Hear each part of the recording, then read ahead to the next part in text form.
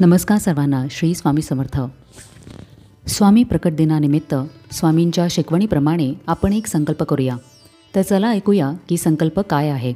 स्वामींची सेवा ही शुद्ध चित्ताने करावी. स्वामी महाराजांना सेवेच्या संख्येचा डोंगर कधीही मोहित करू शकत नाही, तर स्वामींना शुद्ध अंतकरणाने केलेली अल्पशी सेवाही आपलेसे करू शकते. हा स्वामी महाराजांचा सहज स्वभाव आहे.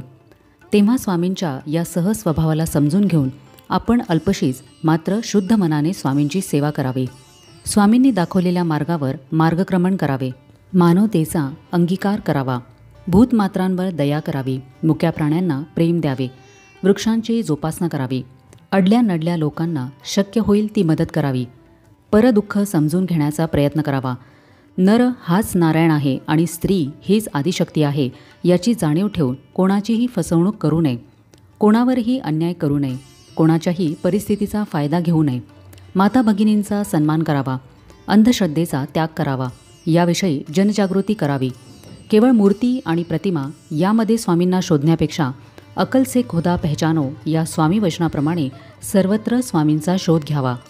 दीनदुःखितांचे दुःख दूर करून त्यांच्या आनंदामध्ये स्वामींना पाहावे. त्यात दिसणारे स्वामींचे स्वरूप हे निरागस आणि चैतन्यमयी असते.